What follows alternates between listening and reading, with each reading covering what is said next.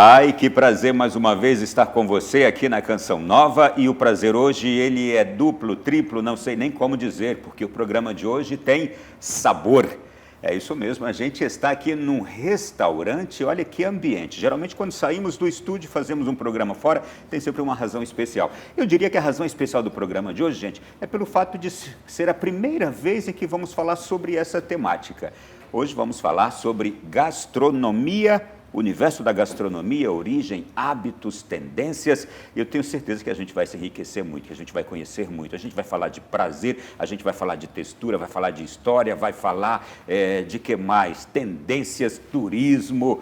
Vamos conhecer realmente um grande universo. Seja muito bem-vindo. Você que está agora com a programação da TV Canção Nova, e muito obrigado pela sua chegada aqui também. Olha, eu já quero fazer a seguinte introdução. Comer é sagrado e vital. O tema gastronomia tem origem na Grécia, é formado por duas outras palavras, gaster, que significa estômago, e nomos, que significa leis que governam. Assim, a gastronomia é entendida como as leis que governam o estômago. De acordo com alguns historiadores, foi no reinado de Luís XIV que a gastronomia teve a sua origem, quando os nobres da França elaboraram regras e normas sobre o que realmente seria comer bem ou comer mal. Mas a culinária mais famosa do mundo é a italiana, a gente vai entender também por quê. E de acordo com especialistas, a culinária italiana, influenciou a forma como muitos países preparam seus alimentos desde a antiguidade. Porém, todas as gastronomias são apreciadas e cheias de tradição. Isto é, a gente tem aqui um grande desafio na noite de hoje, conhecer este assunto. Eu só de lê-lo já me encantei bastante. Tenho certeza que vai ser para você também uma experiência magnífica estar aqui com a gente. E tenho o prazer de conversar aqui no programa de hoje com o chefe Vitor Silva. Ele é chefe de cozinha, gerente A e B na empresa Meliá Brasil 21, aqui em Brasília, onde estamos agora nesse complexo, ao lado da torre de TV. A gente vai mostrar daqui a pouco algumas imagens aqui do espaço, do lugar onde estamos. O chefe Victor tem uma vasta experiência e atuação nos restaurantes aqui de maior referência na capital do Brasil, e há 14 anos ele já está exercendo este ofício de cozinhar. Seja bem-vindo, chefe Vitor Silva. É um prazer, a gente já teve uma conversa prévia aqui, já fui me encantando com o assunto. Boa noite, bem-vindo. Boa noite, prazer é todo meu, muito obrigado pelo convite. As pessoas que estão em casa agora olhando para esse ambiente, como é que o chefe, ele descreve esse ambiente de um restaurante, hein? Esse ambiente é um ambiente bem glamouroso mesmo, né? Cheio de elementos, né? Que acaba enriquecendo. A gente faz normalmente isso para que as pessoas já tenham um primeiro impacto, né? Quando chegam dentro das nossas instalações, dos nossos restaurantes. Bom, eu aqui disse que o senhor é chefe, gerente A e B. Primeiro de tudo, quero entender um pouquinho dessas nomenclaturas todas. O que é um chefe de um restaurante? Hoje, na verdade, desde sempre, né, o chefe, ele não é a profissão. O chefe de cozinha, ele é apenas uma função que você exerce dentro de operações de cozinha, né? A profissão mesmo é cozinheiro, a gente sempre costuma dizer e deixar bem enfático isso. Não ofende chamar um chefe de cozinheiro, então? Não ofende, pelo contrário, né? A gente até prefere ser chamado dessa forma, né? Ou a gente, pelo menos no meu caso, e alguns grandes amigos da área, a gente até fica mais satisfeitos quando a gente é reconhecido, a gente até às vezes se corrige também, né? Não, a gente não é chefe, a gente é apenas um cozinheiro. Então, no caso, a diferenciação entre ser chefe e cozinheiro não há diferenciação, apenas o termo chefe é o quê? Aquele que coordena ali uma equipe? Na verdade é um status, né? Que a gente chama dentro de restaurantes, né? A profissão realmente é chefe, mas não tem nenhuma diferenciação entre os termos, não. E ele está ali na batida do dia a dia? Exatamente. Então, hoje, o chefe de cozinha, ele requer que a pessoa tenha um conhecimento vasto em todas as áreas, né? Da operação mesmo de restaurante. Quando eu digo todas as áreas, ele tem que saber desde o básico, né? Do básico, quando eu digo, é básico dos cortes, né? Até a parte operacional mesmo, né? De partes de ficha técnica, elaboração de cardápios, né? Contato com fornecedores. ele tem que ter um vasto conhecimento na parte de seleção de todos os produtos que chegam até o restaurante.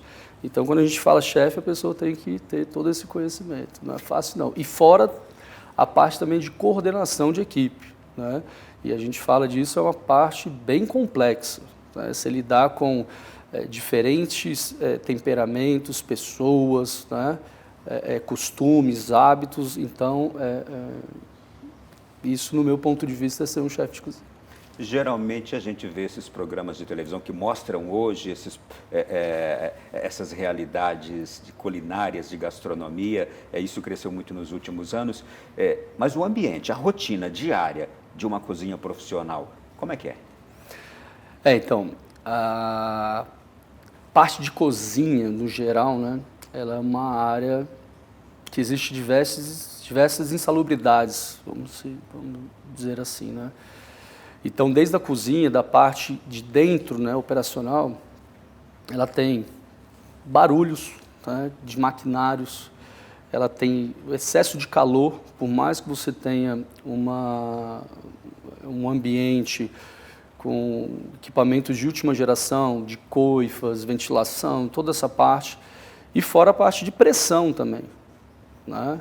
Então, é um ambiente que existe um excesso de pressão absurdo. Porque a gente tem que atender e levar para o nosso cliente, né? Tem que atender, agradar, nada pode dar errado. Então a gente tem que certificar que o prato ele foi bem executado, a bem temperatura, seja do prato, da comida, que saia com uma montagem padronizada, né? Então muita pressão no geral. Eu me lembro de muitos programas de televisão do século passado que mostravam ali as chefes, os cozinheiros, programas culinários, inspirando as pessoas em casa. Revistas especializadas neste assunto, até programas de rádio ensinando receitas. O século passado foi esse século da grande expansão da cozinha profissional, dos restaurantes pelo mundo. Embora a gente vá mergulhar na história, a culinária, a gastronomia tem origens lá antigamente. Mas a grande explosão dos restaurantes, por exemplo, e dessa oferta de forma profissional do alimento, foi o século passado? Não tenho dúvida que tenha sido no século passado. Até porque eu acho que atualmente, nesse século, esses programas ele têm frustrado muitas pessoas, né? E não ter incentivado as pessoas a mergulharem, ter interesse pela gastronomia. Então, eu sou a favor que realmente essa explosão tenha ocorrido no século passado. E este momento agora que a gente vive, vendo esses programas de TV, esses reality shows que acontecem e que várias televisões estão fazendo agora esses programas, o que seria isso desse momento agora? Que boom é esse? Então, eu acredito que as pessoas hoje buscam satisfazer os próprios interesses, né? E quando elas acabam acompanhando esses programas e tentando se introduzir de alguma forma na área mesmo, na gastronomia, elas acabam se frustrando mesmo, porque não existe isso, né? Não existe todo esse glamour. A cozinha é uma profissão que existe há milhões de anos, uma profissão sofrida, é uma profissão que realmente vai dividir, né? A pessoa que só está ali querendo satisfazer o próprio ego, né? Ter essa questão de glamour, e quem realmente quer dar continuidade para a área. Hoje, principalmente nesses programas, eles contam muito a história, né? Do que acontece fora do Brasil. Porque dentro do Brasil a gente sabe que, de acordo com os nossos acordos sindicais, né? Conduta das empresas, a gente não tem esses abusos, essas ofensas, como o programa mesmo faz, né? Hoje são raras as cozinhas que têm isso. Eu, quando morei em Londres, em 2006, eu fui me aventurar para saber se realmente era isso que eu queria da minha vida, né? Então, com aproximadamente 10 anos, eu já sabia que eu queria trabalhar com cozinha, que eu já sabia cozinhar. E eu fui para Londres para me testar mesmo, né? E quando eu cheguei lá, me deparei exatamente com isso. Porque lá não tem essas leis trabalhistas, lá não tem esse cuidado, né, de pedir, por favor, faça isso. Lá não. Lá eu trabalhava e tinha que aguentar muitas coisas. Mas aí foi onde eu me forjei mesmo e falei, é isso que eu quero. É uma vocação cozinhar, atuar dentro de uma cozinha profissional, e é uma vocação que a gente vê que ela realmente vai atraindo, vai conquistando pessoas? Eu acredito que todas as profissões, grande parte é vocação. Grande parte é vocação. A gente vê que são exceções de pessoas, né, que realmente estudaram e se aprofundaram e que hoje são chefes renomados, seja em qualquer profissão, né? Como a gente estava conversando anteriormente, o próprio Gordon Ramsay, né, que é um chefe super famoso, ele era um cara que tinha vocação para duas profissões na vida. O primeiro era jogador de futebol, né? E por dois problemas, ele teve 2 lesões nos joelhos. E aí ele teve que se afastar do futebol e foi para a cozinha. E hoje não, né? Desde 2002, 2003, ele já é considerado um grande chefe de cozinha, mundialmente. É um ícone, então. É um ícone. Vamos lá. Gente, o programa de hoje ele é muito especial e eu quero já trazer aqui essa temática, chamar a reportagem que nos mostra justamente o grande intuito que a gente tem de alcançar com esse programa. Veja aí. Hoje, existem aproximadamente 730 mil bares e restaurantes em funcionamento no Brasil. É o que aponta um estudo feito pelo Instituto Food Service Brasil. Em 2019, quase 1/3 das despesas das famílias brasileiras era destinado a refeições fora de casa. Com a pandemia, a saída foi recorrer ao atendimento a domicílio. Desde então, houve um aumento no consumo de fast food, comidas rápidas. Só no primeiro trimestre de 2023, mais de 13 milhões de pessoas optaram por esse tipo de alimentação. O delivery teve um aumento de 150%.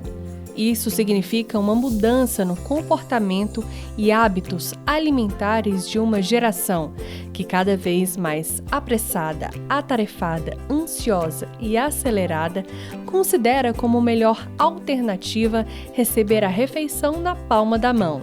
Mas com a retomada das atividades econômicas, as pessoas voltaram a frequentar presencialmente bares e restaurantes.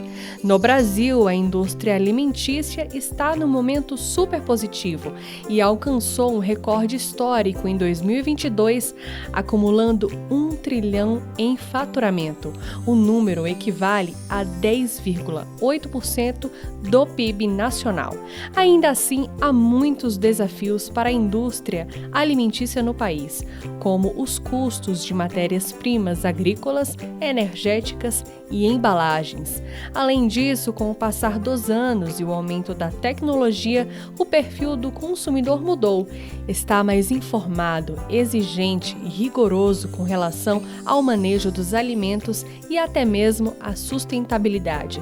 Mostrar respeito e transparência é fundamental para consolidar progressivamente a credibilidade e confiança no setor.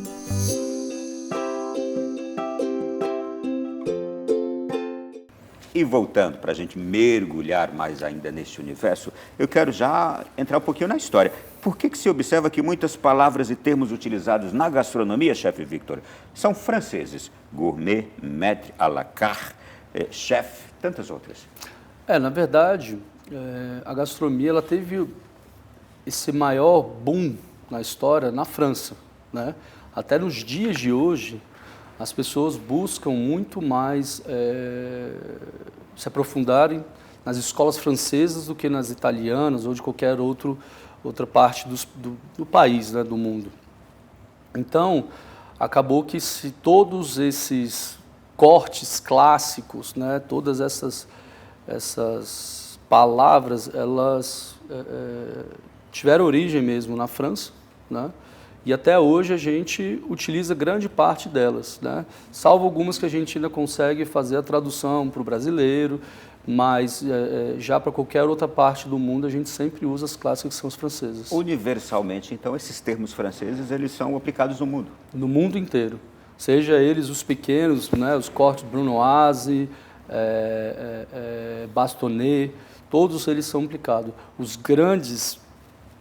As grandes bases de molhos também, né? Os bechamel, poavés, são todos as sobremesas clássicas. Então tem muita força, né? Por conta da origem mesmo da gastronomia. Eu disse aqui que o senhor é formado em gastronomia, em tecnologia, e eu nem sabia que existia um curso dessa natureza.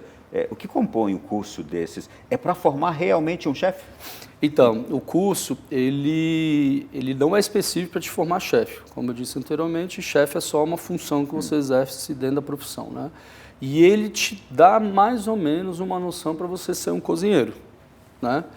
Mas a gente, antes de fazer isso, ou depois também, a gente tem que ter o conhecimento da prática, né? A prática dentro da faculdade é uma prática muito baixa, a carga horária de prática é muito baixa. E na faculdade, a gente aprende desde o básico de administração, nutrição, enologia, para saber fazer parte de harmonização. A gente aprende, óbvio, a linguagem mãe, que é francesa, né? Principalmente pelas questões dos cortes, né? E dessa parte dos molhos, enfim. Mas o leque dentro da faculdade são diversas matérias que a gente aprende ao longo de 2 anos e meio, né? Eu estou vendo aqui técnicas gastronômicas de diversos lugares do mundo, com chefes renomados. Quais são essas técnicas? Quer dizer que de lugar para lugar existem técnicas diferentes? A gastronomia tem aprimorado outras técnicas, né? Por exemplo, a técnica de gastronomia molecular. E isso teve tendência mais na parte ali da Espanha, né? Da parte da Europa no geral. Mas as técnicas mães que a gente chama mesmo, a gente continua usando da mesma forma.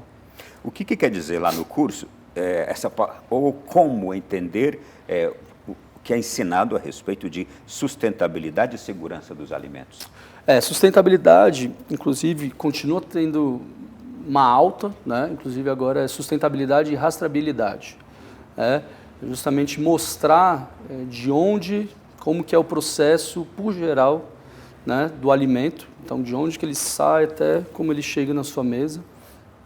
Então essa parte de sustentabilidade também, a gente procura comprar produtos que são seja eles proteína, né, de açougues, que segue todo o protocolo, né, tem toda essa parte de segurança alimentar. É realmente imprescindível e importante para quem cozinha conhecer a origem dos alimentos.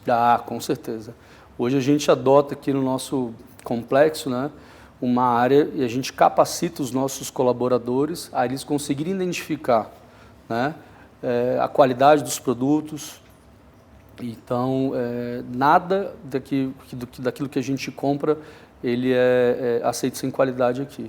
Então, tem que ter todas a gente chama de CIF, né, que é o certificado para toda a parte de proteína, né, do gado. Então, tudo tem que estar de acordo, senão a gente nem recebe. Quem faz esse curso que o senhor fez também, olha, aprende o que sobre gestão, marketing para empreendimentos gastronômicos, identificação de tendências, administração do próprio negócio. Então, desde aprender a cozinhar, também administrar uma empresa quando você abre, né? Também. Por isso que eu digo, tem pessoas que buscam muito o curso de gastronomia não querendo se tornar um cozinheiro, mas às vezes querendo se tornar ou aprimorar um conhecimento para ser um gestor, um dono de um estabelecimento, de um restaurante, né? Mas é aquilo que eu digo, sem tempo de voo, se você não praticar, exercer diariamente aquilo, nenhuma faculdade te capacita 100%. Né? Agora eu escutei alguém dizer que é o seguinte, para aprender a cozinhar mesmo, é você ir fazendo muito teste. Muito teste. Cozinhar bastante. Muito mesmo. E é impressionante, porque se você deixa de praticar, a probabilidade de você errar é diferente de quando você anda de bicicleta, né? Às vezes você já sobe de uma forma diferente e cozinhar da mesma forma. Então você tem que ter prática. E como a gente está aqui no ambiente, no restaurante, imagino que a cozinha está logo aqui ao lado, eu queria saber quais são as normas fundamentais dentro de uma cozinha. Da parte de segurança mesmo alimentar, para você conseguir executar, né, todo o serviço, primeiro a gente tem que ter os uniformes bem higienizados, limpos, né? Então a gente tem um acompanhamento com a nossa nutricionista que verifica tudo isso. Então, para você ter noção, a pessoa, a partir do momento que ela entra, né, com o uniforme, que ela troca no vestiário, ela não pode ir para outro ambiente contaminado com o uniforme. Então, a ideia é que ela sempre tire o uniforme, que ela vá em outro ambiente, né? Porque existem esses diversos problemas, né, com contaminação cruzada, e isso acaba levando até a morte, tá? Quando a gente tem um problema grave dessa magnitude mesmo. Há um rigor quanto a isso. Há o rigor. Então, é fundamental. É unha cortada, touca, não pode ter barba, não pode ter nenhum tipo de adornos. É outra coisa que eu ia perguntar. Na cozinha, quem cozinha, o adequado é cuidado com os pelos também. Com certeza, com os pelos Cabelo, também. barbas. Tudo, braço. Lá fora já não existe essa fiscalização inteira, né? E alguns restaurantes também do Brasil começaram a flexibilizar um pouco, né? Mas o ideal é que a gente passe por uma higienização, né? Então é fundamental que os colaboradores tomem banho diariamente, né? Inclusive a gente tem até um vestiário, né, pronto aqui para que o colaborador consiga fazer essas higienizações, caso ele não consiga na sua residência. E o ideal na cozinha, não só lavar as mãos e os dedos, né, no geral, é a gente sempre lavar igual o médico, a partir de onde não pega o uniforme para baixo. Esfregar bem, saboar para eliminar a possibilidade da queda de um pelo, algo do tipo. Organização do ambiente também? A organização é fundamental, não é? A cozinha, ela abre limpa e ela fecha limpa. Então, toda a parte de cozinha, chão, exaustão, ela é limpa diariamente, né, após o encerramento do serviço que a gente chama. Ou seja, se o restaurante tem um serviço de almoço, após o almoço é feita uma higienização e após o jantar é feita outra higienização. Então, a cozinha, em hipótese nenhuma, deve permanecer suja, em hipótese nenhuma. Quanto à manipulação dos alimentos, há algo que é específico também de uma cozinha profissional? Com certeza. Aqui, na nossa operação, todos os produtos eles já sobem higienizados para a gente, né? Então, qualquer produto que já chega danificado, ele já é feito o descarte automaticamente, quando não tem uso apropriado, e o restante ele já é feito toda a parte de higienização direto nesse centro de produção de alimentos que a gente chama CPA. Então, toda a parte lá de açougue, hortifruti, hortaliças, é tudo feito lá. Então, nossa cozinha hoje recebe já o produto todo limpo, higienizado, já pronto, já para finalização e consumo. O programa de hoje, gente, é o programa para a gente descobrir tantas coisas. E parece ser algo tão simples, tão comum, porque a gente frequenta constantemente restaurantes, mas não sabe como é que funciona e nem como são formadas as pessoas, preparadas as pessoas que estão ali. E eu estou conversando aqui com o chefe Vitor Silva, da empresa Meliá Brasil 21, aqui no centro de Brasília, um complexo hoteleiro fantástico que está aqui do lado da Torre de TV, bem na mesma via da Esplanada dos Ministérios. Foi apenas o primeiro bloco do programa, tem muita curiosidade, tem muita história, tem questões de tendência, turismo gastronômico que a gente vai falar aqui ainda, e tem a paixão por cozinhar. Isto fica para o próximo bloco, hein? Até já! O tema do Além da Notícia da noite de hoje é gastronomia, curiosidades, história. E a tendência está em alta a gastronomia, a busca por comer bem. Aliás, será? Chefe Vitor, as pessoas hoje realmente buscam comer bem ou nós temos um descuido na nossa sociedade? Come-se mal.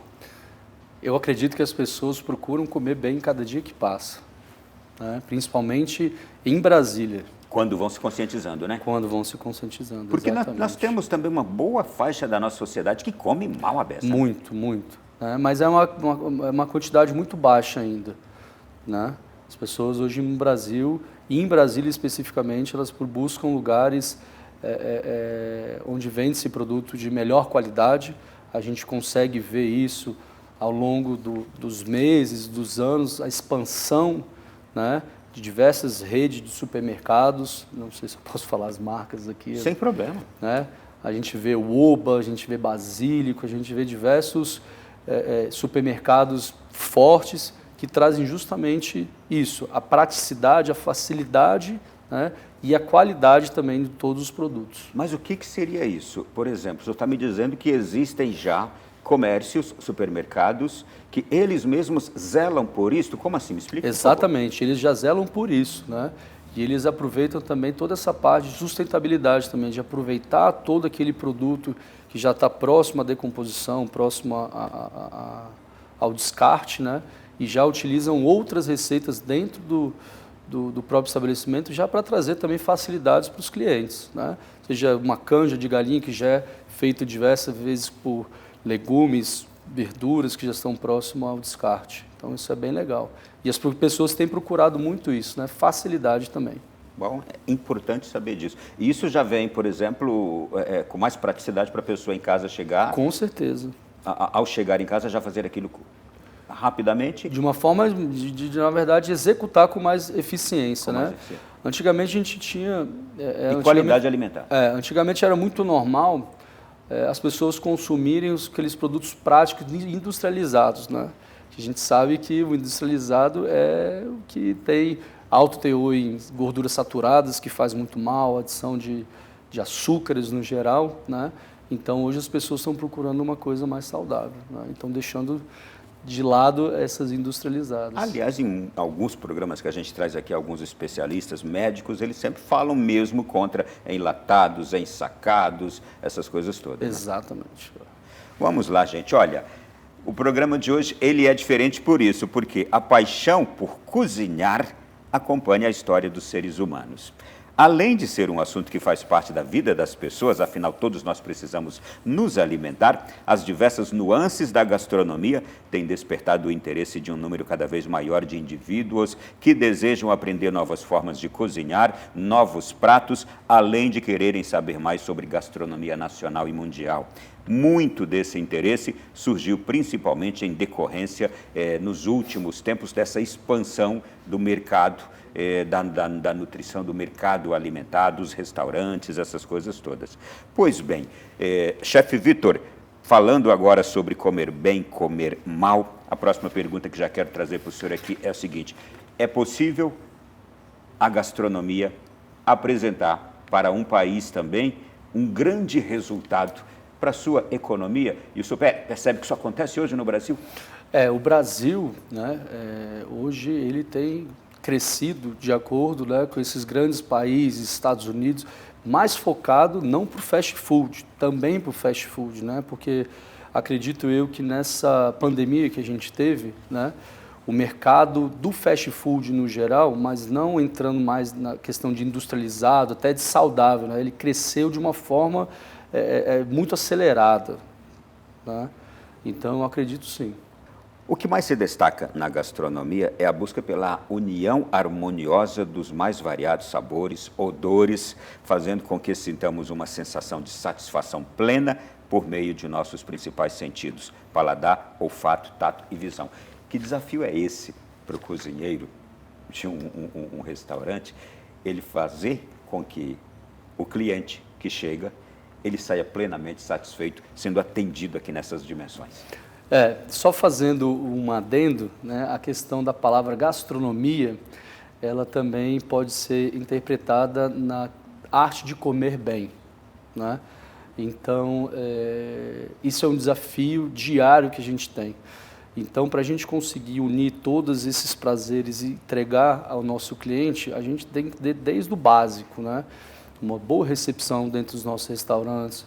A nossa brigada tem que ser uma brigada bem treinada, para saber indicar os melhores bebidas que se harmonizam com comidas, porque isso faz toda a diferença também, né? Você dê uma harmonização desde um vinho ou desde um drink junto com aquela comida que melhor se adequa, né? Então, antigamente tinha muita questão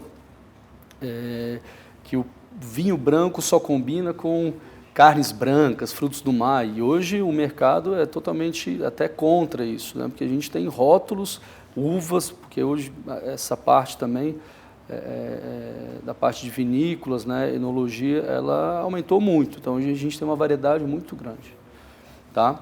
E outro ponto que já é também da cozinha é trazer elementos, né, para o cliente que desde a visão, como você falou, desde o olfato, e também a explosão de sabores e texturas.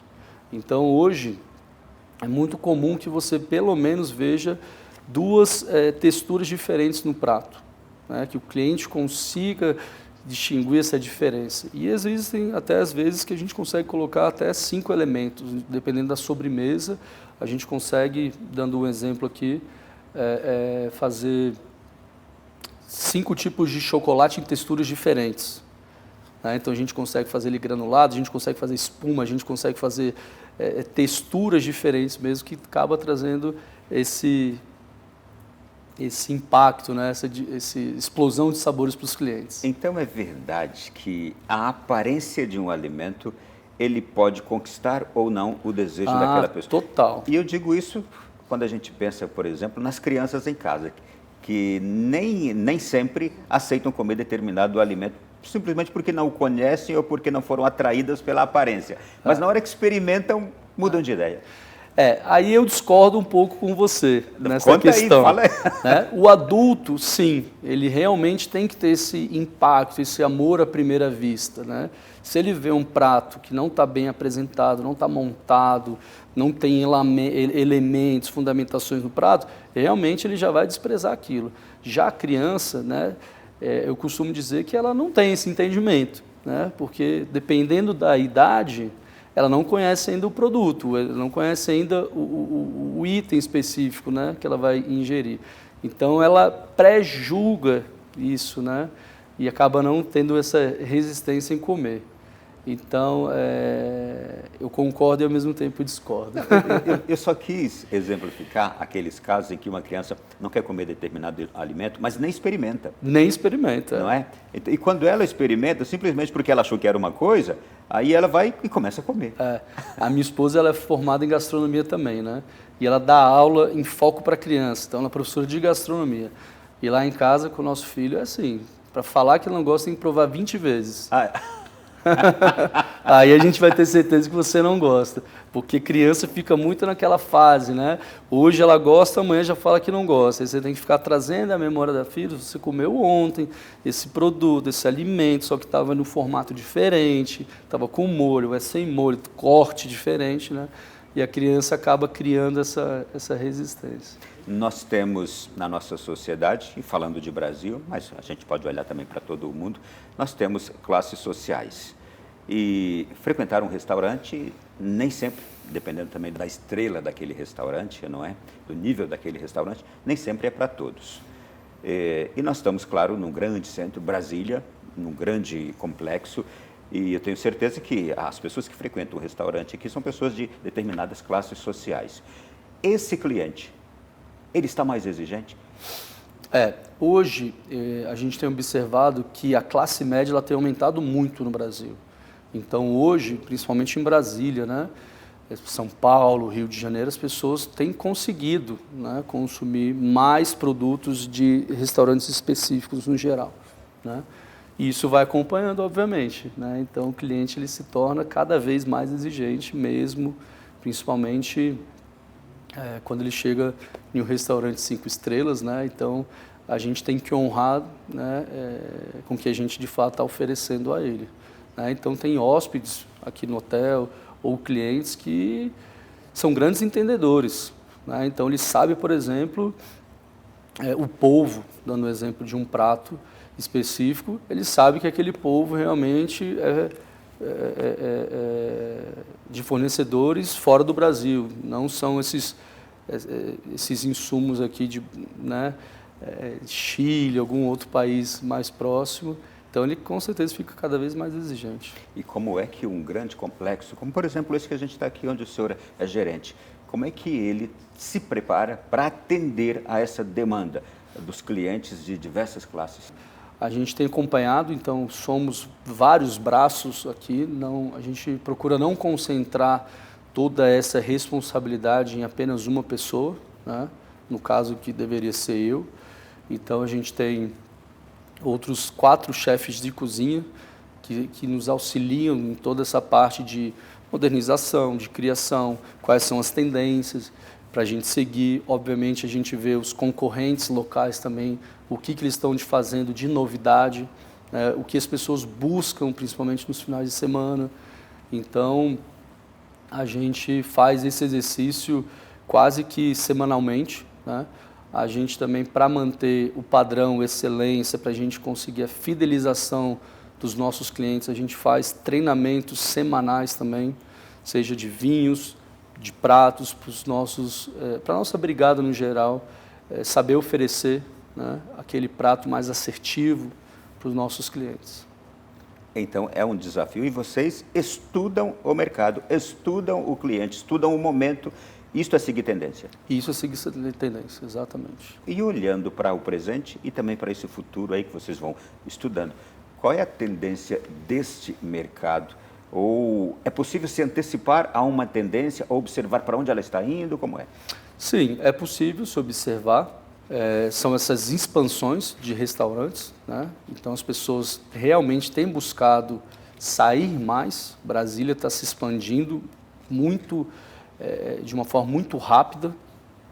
Então as pessoas buscam lugares que tenham mais segurança, que tenha mais facilidade em estacionamento, que tenha padronização, que tenha um serviço de excelência, né? E obviamente o brasiliense específico, ele é o tipo do público bem exigente e que não gosta de gastar muito, né? Então a gente tem que ir tendo esse termômetro, né, acompanhando essas questões. A gente sabe que hoje uma das faces do Brasil é o agronegócio. Há alguma relação entre agro e gastronomia que se possa fazer? Se pode fazer uma junção desses dois ramos? Ah, com certeza. Isso sim. O agro é essencial, né, para a gastronomia e para fortalecimento. É fundamental mesmo. Inclusive, a gente tem visto cada vez mais fornecedores, né, do nosso SEASA que viraram também produtores, né? Então, eles estão vendo que existe muita carência e dependência do agro de outros estados que eles estão conseguindo suprir, né, e desenvolvendo de uma forma até acelerada também essa questão. O cozinheiro de um grande restaurante, isso eu vi num filme e fiquei curioso por ver aquilo. Ele mesmo gosta de ir atrás dos produtos com os quais ele vai trabalhar, ele gosta de selecionar, ele é alguém que é curioso e que tem esses critérios para escolher aquilo que vai entrar na sua cozinha? Olha, essa é uma boa pergunta, Ronaldo. Eu vou ser bem franco com você. Em Londres, quando eu morei, o chefe ele fazia toda a parte de feira. Então, ele ia até a feira, selecionava todos os produtos que ele queria trabalhar, né? E uma forma também de sustentabilidade, uma forma de lucratividade, né? Então, ele acaba selecionando itens mais em conta e ele acaba vendendo e desenvolvendo outros pratos com uma margem de lucro maior. No Brasil, que eu me lembre, a gente zela e a gente fideliza os nossos fornecedores, né, por questões mesmo de qualidade. E aqui, como eu falei no bloco anterior, a gente nem recebe se não estiver dentro da nossa qualidade. Mas essa questão de ir até o local, eu acho que não existe mais, não. Deve ser poucos estabelecimentos, né, que fazem isso. Seria um trabalho a mais para quem corre tanto. Exatamente, um trabalho a mais para quem corre tanto. Olha, eu tenho aqui algumas curiosidades que vou deixar para os próximos blocos também, e tem mais um contexto de história que a gente vai deixar também para o próximo bloco, então segura aí, já já a gente volta falando sobre culinária brasileira, tem histórias fantásticas e a influência, gente, daquilo que a gente come, de onde vem, você sabe. A gente tem influência indígena, a gente tem influência africana, a gente tem influência de onde mais? Aguarde aí no próximo bloco. O prazer de comer bem, descobrir sobre cozinha. Estou conversando aqui com um chefe, cozinheiro, não é, que gostam de ser chamados de cozinheiros. A cozinha da mamãe continua sendo uma das melhores cozinhas de todas? Sem dúvida, não tenho dúvida, né? Você aprendeu alguma coisa com sua mãe na cozinha? Minha mãe, pra te falar a verdade, ela nunca foi uma boa cozinheira, não. Então lá em casa quem cozinhava melhor era eu e minha irmã. E de onde veio a tua vocação? Não sei. Até hoje não consegui Foi por acaso descobrir. que você se tornou um bom cozinheiro? Foi por um acaso, Ronaldo. Na minha família, historicamente, ninguém teve vocação para cozinha. Não tenho nem parente próximo que já trabalhou em cozinha, que já teve esse dom de cozinhar tão bem. E como foi que começou, então, a tua trajetória? Começou... Eu despertei com mais ou menos 10 anos de idade. Né? Com 10 anos de idade, a gente, por ser filho de militar, né? 5 irmãos, então tinha-se a obrigação de cada filho ajudar em casa. Então sempre ficava para mim e para minha irmã a parte de cozinhar, né? Então a gente sempre teve esse interesse em querer ajudar, desde sempre descascava, cortava, picava. E com 10 anos a gente começou mesmo a botar a mão na massa. Fazia mesmo, mexia já com fogo, né? Já tinha esse interesse em fazer comida. E para valer, quando é que você decidiu enveredar por este ramo? Para valer, foi com 19 anos, quando eu fui realmente para Londres, né? Eu sentia essa paixão arder dentro de mim mesmo. Meu pai sempre queria que eu seguisse a mesma carreira dele e eu sempre fui para o totalmente lado oposto, né? E por ser filho de militar existia diversos preconceitos, né? Principalmente quando você trabalha nessa área. E aí com 19 anos foi o despertar mesmo. Quando eu passei 2 anos em Londres e voltei para o Brasil tendo certeza que eu queria aquilo, né? Viver sob pressão mesmo e trabalhar e mexer com fogo. Cozinhar, como você já nos disse aqui na abertura desse programa, e cozinhar em cozinha assim, profissional, é algo que é duro, é um serviço pesado, puxado, pressão. Todavia, hoje, a gente pode dizer que hoje nós temos, de fato, o surgimento de muitas vocações para este ramo, não é? Sem dúvida, sem dúvida. E é uma pressão eterna, Ronaldo, porque quando a gente sai, né, quando acaba o nosso expediente, a mente ainda fica pensando, né, em diversas possibilidades de criações de pratos novos, de melhorias no nosso ambiente de trabalho, né, para trazer um melhor funcionamento para a nossa operação. Então, realmente é uma área que requer tem muita pressão. Quer dizer que, como em toda profissão, quando você sai do ambiente de trabalho, você ainda continua pensando, puxa, amanhã eu posso desenvolver aquele prato, amanhã eu posso fazer aquela sobremesa. É isso? Até de montagem mesmo. De repente, posso melhorar essa montagem, fica melhor assim. Aí você, às vezes, acaba, no decorrer da noite, abre seu caderno, pega um papel que estiver mais próximo e, às vezes, você acaba até desenhando. A gente tem muito hábito de fazer isso, né? Primeiro a gente desenvolve pratos novos na nossa mente, depois a gente traz para o papel e depois a gente aplica essa receita na cozinha até chegar no ideal mesmo. Tá aí, gente. Estou conversando aqui com o chefe Victor Silva, do Complexo Brasil, Meliá Brasil 21, aqui em Brasília. E agora eu quero dar um outro salto no nosso programa. Vamos falar um pouquinho da nossa culinária brasileira? Olha só o que eu achei, que coisa fantástica. No instante em que os portugueses chegaram ao Brasil e estabeleceram os primeiros contatos com os índios, é que a história da gastronomia em nosso país começou a ser construída. A culinária indígena se diferenciava em diversos aspectos da portuguesa, e ali se encontraram as duas. Ela era baseada principalmente em frutos da terra, como milho, feijão, fava, mandioca, goiaba, entre diversas outras. A mandioca tinha bastante importância para os índios, pois era dela que eles tiravam o seu principal alimento, a farinha. E o amendoim também era bem consumido, cru, assado e cozido. Tá aí. Vocês estudam também, quando estão estudando gastronomia, a origem da nossa culinária brasileira, né? Sim, claro, a gente estuda tudo isso. E é curioso porque a gente, como você mencionou, alguns dos ingredientes, insumos, né? E se a gente for estudar a história lá do outro lado do mundo, né? Nos países asiáticos, eles utilizam grande parte desses itens que você mencionou, né? A cozinha japonesa, chinesa, eles usam muito a questão do amendoim. Os países próximos, vizinhos aqui, o Peru também, né? Ele tem vasta plantação. Se você pudesse dizer que existe um ingrediente essencial da culinária brasileira, qual seria? Apenas um? Alho. Alho? Por que o alho? O alho, ele traz toda a diferença, tempero para qualquer coisa que você for fazer. Seja um bife, se não tiver alho, não fica a mesma coisa. E por falar em alho, eu tenho aqui algo sobre... Eu nem imaginava que você diria que era o alho, não, tá? Mas eu trouxe uma curiosidade aqui sobre o alho. Por que ele causa, diz assim, o que acontece aqui, por que o alho é tão forte e ele se expressa até no nosso odor, no nosso hálito?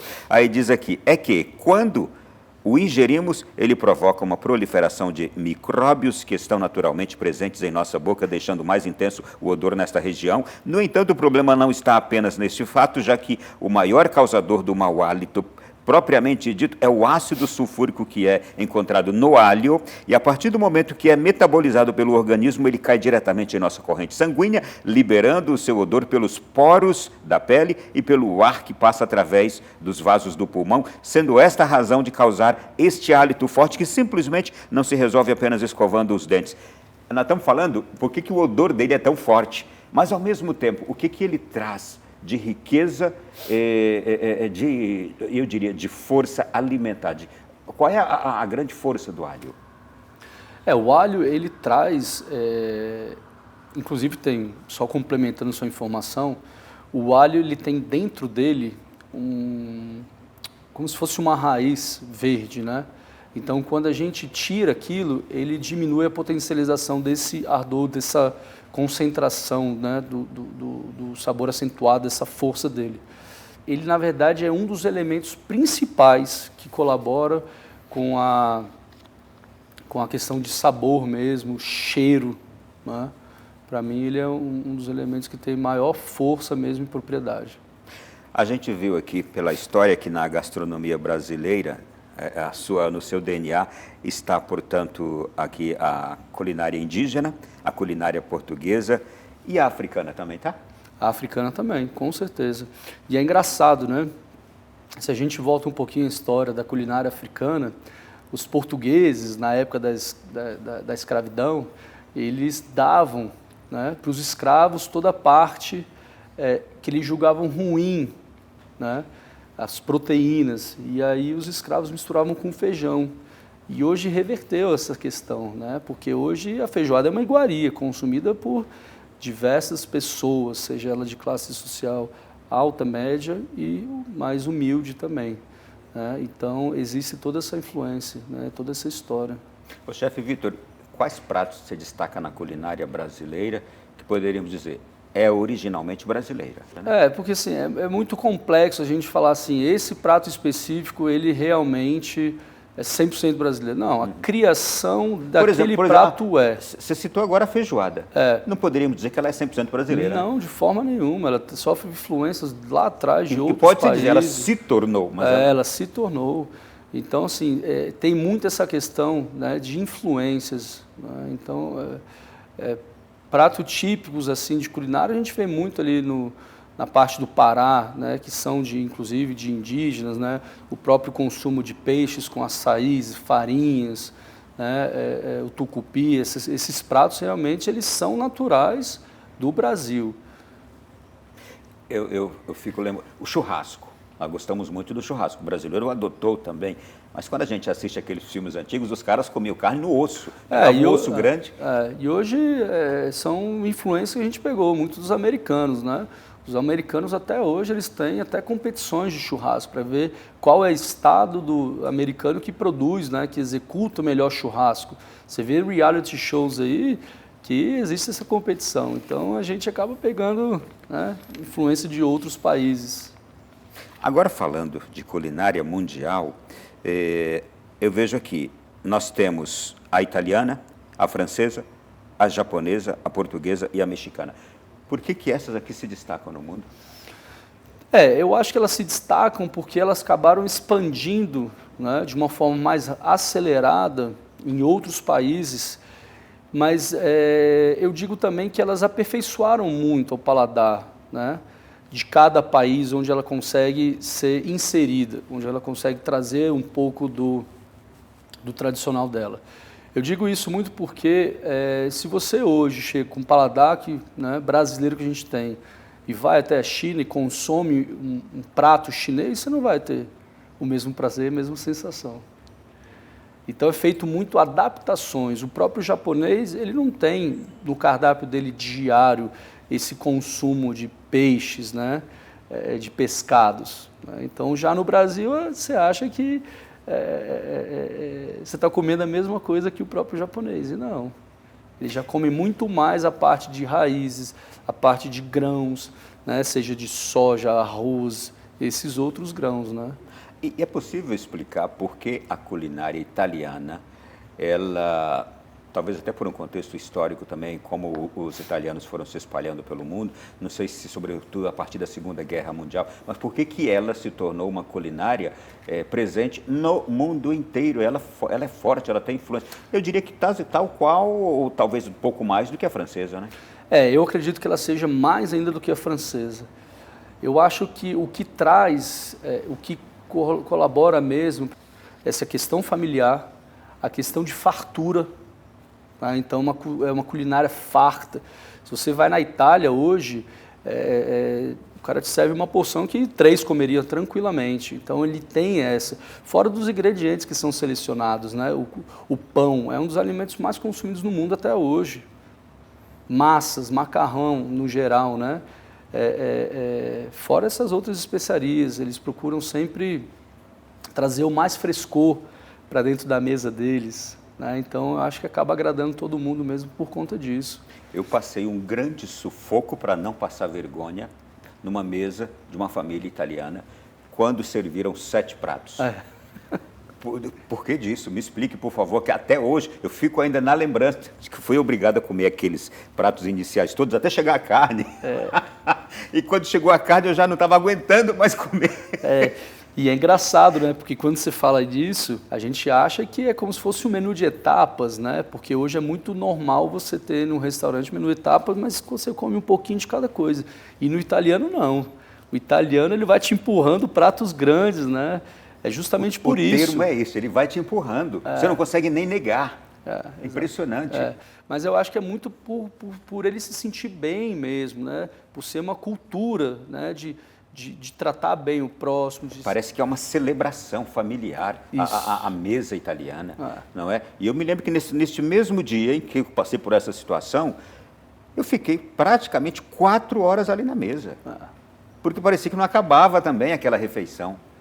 Se por um lado é agradável, por outro, nós que não somos habituados, se torna algo não, ali. E é curioso, né? A primeira vez que eu fui à Itália, eu passei, acho que a primeira semana inteira só comendo pão, azeite e queijo. E não é ruim. Impressionante. E não queria comer mais nada, só queria ficar nessas entradinhas, porque é uma qualidade absurda, né? Então, quando a gente vê, não, obviamente, desmerecendo, né, a nossa produção desses produtos no Brasil, né? O azeite nem tanto, porque a gente quase não produz aqui. Mas é uma diferença absurda, né? A qualidade dos pães, da farinha, dos queijos, a gente compra muito esses produtos, né? Direto que vem ali da Itália, principalmente os azeites, né? Que são trazidos para o Brasil. A gente costuma dizer que há uma Itália dentro do Brasil, Sim. Devido ao grande número de imigrantes, não é? E sobretudo por causa justamente do século passado, e mais ainda com a Segunda Guerra Mundial, mas também um pouquinho antes ainda, esta culinária italiana, ela, eu diria, ela se uniu muito bem com a culinária brasileira, não é? Sim, muito bem. Na verdade, eu acredito que seja mais por essa questão familiar mesmo, né? Isso deu muito certo. Aí a outra questão é a de paladar também, né? Uhum. Então são muitos itens que normalmente a gente usa na nossa culinária, né? A questão do parmegiano a gente faz diferente, né? A gente faz uma milanesa, isso a gente tem memórias, né, da nossa infância, quando a vovó fazia aquele bifinho, né? E aí já existia também a tradição de fazer o parmegiano, aí só colocava a questão do molho, queijo e gratinava. Então, acho que são duas culinárias que realmente se encontraram, né? Se encontram cada vez melhor. O que a gente pode entender por turismo gastronômico? Nós temos isto em expansão também no momento? Então, por questão da classe média, né, que tem crescido cada vez mais, principalmente dentro do Brasil, a gente tem acompanhado, sim, um crescimento bem acelerado, né? Em Brasília, principalmente, acho que depois da pandemia acelerou de uma forma absurda, né, esse crescimento do turismo. Em Brasília a gente tem o maior parque urbano da América Latina, né? As pessoas têm o interesse em vir visitar aqui, a gente tem monumentos fantásticos, né? A cidade hoje, querendo ou não, ela tem essas rotas, né, que acaba fazendo conexão, tem a parte política também, então assim, eu acho que Brasília tem se expandido de uma forma bem acelerada com o turismo. Vocês percebem isso aqui neste complexo? Por exemplo, o Brasil 21 ele está situado aqui no centro de Brasília, como eu disse, mas bem no centro mesmo, pertinho da rodoviária, ao lado da Torre de TV, perto do Estádio Nacional Mané Garrincha. É um complexo hoteleiro aqui que eu vejo que talvez seja o maior da capital. Não o único, na verdade, da capital. Pois é. Complexo é o único. Tem um L ponto aqui em cima, não é? Uhum. E vocês percebem isto, que o turismo gastronômico, isto é, existe aquele indivíduo que ele gosta de visitar para conhecer aquela cozinha? Sim, hoje a gente consegue sim identificar. A gente, uns 3, 4 anos atrás, a gente não percebia isso. Então, acho que depois da pandemia começou realmente a acelerar o interesse em grandes redes de restaurantes, né, em abrir unidades aqui em Brasília. Inclusive, recentemente a gente teve pelo menos 3 ou 4 restaurantes de São Paulo, franquias grandes que abriram, né, restaurantes aqui. Então, a gente tem acompanhado sim. Há quem pense que o turismo gastronômico é só visitar uma lista dos melhores restaurantes da cidade. Culinária de alto custo, pratos gourmet. Esse conceito está correto? Sim, está correto. Então, é isso mesmo? É isso mesmo.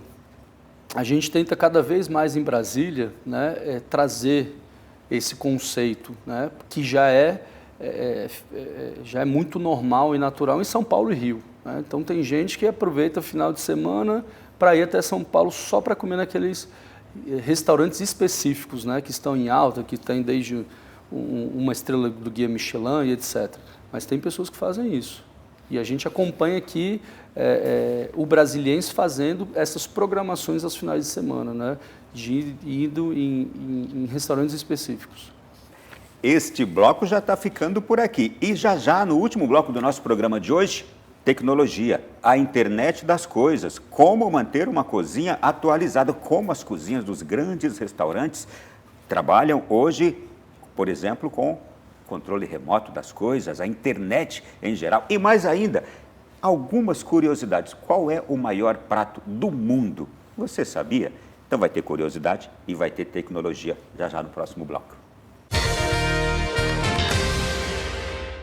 Aqui na sequência do nosso Além da Notícia da noite de hoje, num restaurante, nós estamos falando sobre comer, estamos falando sobre gastronomia. Estou com o chefe Vitor Silva aqui comigo, deste complexo hoteleiro Meliá Brasil 21 em Brasília.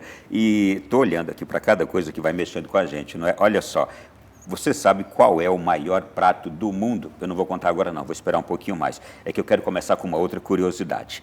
A gente está celebrando ainda, esses últimos dias tivemos ali, dias atrás, o 7 de setembro, não é?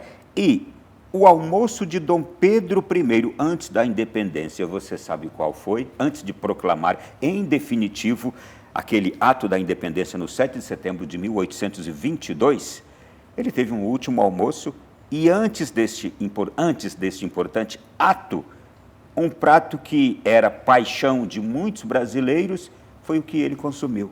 E parece impressionante. Tutu de feijão. Dom Pedro I, antes de proclamar a independência do Brasil, comeu tutu de feijão, chefe. É impressionante, essa eu não sabia. Ou se sabia, não lembrava. Tem uma outra aqui que é fantástica também. Qual é o maior prato do mundo? Isso aqui fica estarrecido. Camelo assado. Mas por quê? Só por causa do tamanho do camelo? Este prato costuma ser servido no casamento dos beduínos, os povos árabes que vivem no deserto que comem, é feito com diversos recheios, um dentro do outro, sendo eles ovos cozidos dentro de um peixe assado, que por sua vez vai dentro de um frango assado, que vai dentro de um carneiro inteiro assado, que finalmente é colocado dentro do camelo. O maior prato do mundo. A cozinha tem esses mistérios? Tem esses mistérios, é impressionante. Essa aí, igual essa aí, eu desconheço, né? Mas normalmente a gente usa vários elementos, né? Um dentro do outro. É muito comum, principalmente na culinária asiática, né? Parte ali da Ásia também, japonesa, chinesa, eles usam proteínas uma dentro das outras, ou os outros elementos. É muito comum a gente utilizar isso. Inclusive, no final do ano, né, normalmente em festa natalina, a gente faz muito isso. Né? A gente pega um chester, recheia com diversos insumos, né, diversas coisas. Aquelas reportagens que a gente vê em outras partes do mundo, eles usam insetos, eles usam alguns animais que a gente não usa, eles se alimentam desses animais que a gente aqui não costuma se alimentar. Isso é verdade? Isso é verdade, é muito cultural, né? Principalmente esses países, China, Vietnã, eles passaram por diversas misérias ao longo da história deles, então eles precisavam se alimentar e acabaram desenvolvendo formigas, insetos. Exatamente, escorpião, lagartixas, né? Diversos... E se a gente experimentasse aqui, a gente ia gostar também? Olha, Ronaldo, eu particularmente não ia gostar, não. Eu já tentei, inclusive, pratos regionais, né, da nossa culinária, por exemplo, coisas bem tranquilas, né, visto o que os orientais comem. Mas eu não consegui nem encarar uma buchada. A buchada eu não dispenso. Eu já não consegui. Eu já não consigo cobra. Né? E já comi cobra. Aqui tinha um hotel nacional que ele tinha um rodízio de carnes exóticas. Agora, jacaré, cobra, coelhos, rã, isso aí para mim é bem tranquilo. Vamos lá, gente. Olha, vamos falar agora de tecnologia, chefe? Vamos falar. E eu gostaria muito de saber disso, o que há de tecnologia nessas cozinhas profissionais, que é o que se chama de internet das coisas, novidades das cozinhas, não só no Brasil, mas em outras partes do mundo, que permite vantagens como monitorar remotamente os fornos e outros equipamentos, otimiza e aumenta a eficiência do preparo, além de aperfeiçoar a qualidade e segurança do alimento. Vocês trabalham já assim também? Essa parte de tecnologia, Ronaldo, ela já é um pouco antiga, né? Da questão de fornos, né? De cocção. Isto é, então já fazem isso há muito tempo? Já fazemos há muito tempo e cada dia mais a gente percebe uma evolução nisso. Monitoramento remoto de fornos. É impressionante. A gente tem forno moderno na nossa operação, a gente consegue assar produtos diferentes, em 12 prateleiras diferentes, né, em assadeiras. Então, eu consigo, desde a primeira, assar um peixe e desde a última, configurar para assar uma carne mal passada. E ambos saem em tempos distintos, separados. Temperaturas diferentes. Impressionante, Ronaldo. Mas isso eu digo assim, já existe há 10 anos atrás. Né?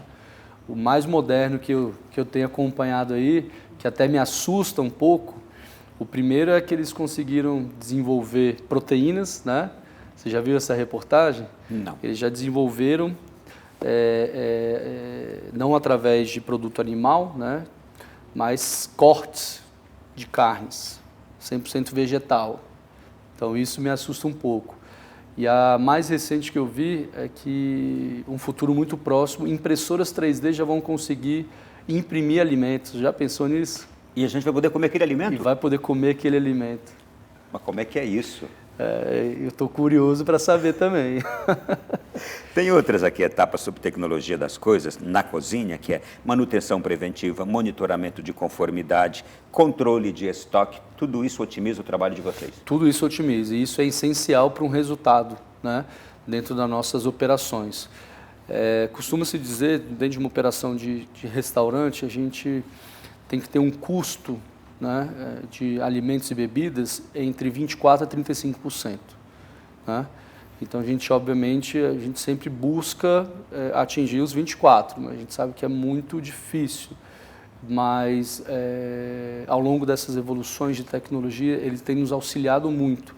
Então, hoje, dentro de sistemas, você consegue colocar todas essas informações, desde dos valores, né, que você compra seu insumo.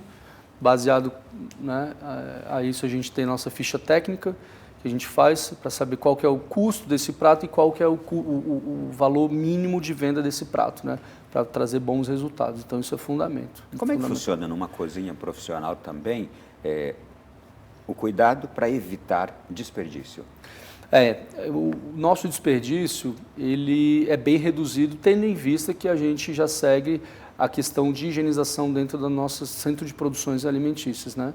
Então a gente segue alguns protocolos e algumas prevenções mesmo no geral para estender, prolongar a vida daquele produto, né? Uma coisa que acontece muito em restaurante é a questão da falta do armazenamento correto, né? Então, desde uma regulação dos seus refrigeradores, ela tem que estar bem regulada, né? Porque se baixa a temperatura, se sobe muito, acaba perdendo as características, estragando. Outra coisa que a gente usa muito, que também é uma tecnologia muito antiga, vamos falar assim, uns 10 anos atrás, é a questão também dos produtos serem embalados a vácuos também. Então a gente retira todo o ar de dentro, embala, e isso faz com que o produto também permaneça mais tempo com as características dele também e qualidade. A gente consegue identificar muito a questão dessa embalagem a vácuo em mercados, né? A gente vê as carnes, quando a gente compra, elas são embaladas a vácuos, né? E às vezes dura 6 meses refrigerada, já pensou? Então, são algumas coisas que a gente faz para tentar evitar esse desperdício. E, obviamente, também a parte de manipulação, né, dos nossos colaboradores, treinamento, só utiliza aquilo de fato que a gente vai produzir para o dia. Um cozinheiro profissional como o senhor, com membros da sua equipe, se chegar na minha casa e me ver fazendo uma comida, vocês percebem muitas falhas? Se olharem, abrirem a minha geladeira, vocês percebem muitas coisas erradas que a gente faz? Percebe, com certeza. Inclusive, a gente tem esse hábito dentro da nossa casa, né? A gente tem o hábito de fazer o PVPS, que a gente chama, né? O primeiro item que entra, o primeiro que sai. Então, a gente fez esses toques até dentro de casa. E é engraçado, né? Porque quando a gente vai à casa de amigos, a gente quer sempre organizar e às vezes até a gente se irrita, perde a paciência, não deixa que eu faço logo, que é mais prático, rápido, né? Mas existe. E minha sogra que observa muito isso, né? Ela até fala, poxa, vocês conseguem cozinhar para 20 pessoas em questão de 30, 40 minutos, enquanto eu passo a manhã toda cozinhando. Mas são estratégias que você acaba desenvolvendo ao longo do tempo mesmo, né? Por isso que eu falo, não adianta só você fazer uma faculdade, nenhuma profissão é assim, né? A gente não pode só se capacitar de uma forma intelectual, de uma forma universitária, mas a gente tem que ter a vivência, a gente tem que ter esse tempo de voo mesmo, que acaba querendo ou não só executando mesmo. A sua função de chefe, como você disse aqui no primeiro bloco do programa, é essa de estar ali no controle de tudo, não é? Como é que vocês conseguem controlar um restaurante lotado, cada um pedindo aquele prato com aquelas especificidades, com aquelas particularidades e exigências e atender naquele tempo? Como é que é feita essa gestão lá dentro, naquele ambiente, com aquela equipe que o senhor tem ali, para atender realmente com perfeição aquela exigência? Olha, Ronaldo, eu digo que aqui realmente é um complexo, né? Não pela estrutura, mas ao longo do tempo a gente, para trazer bons resultados, a gente sempre faz esse estudo do que é melhor para o nosso tipo de operação. Então, hoje a gente é responsável por 7 operações simultâneas que acontecem, né? Então, eu tenho toda a parte de monitoramento de câmeras para acompanhar. Obviamente, a gente consegue acompanhar bem nossas operações, desde a parte de atendimento. E o que é realmente muito complexo é a parte operacional, né? Desde a chegada de um cliente nosso até tirada do pedido, a área do restaurante mesmo, da cozinha, né?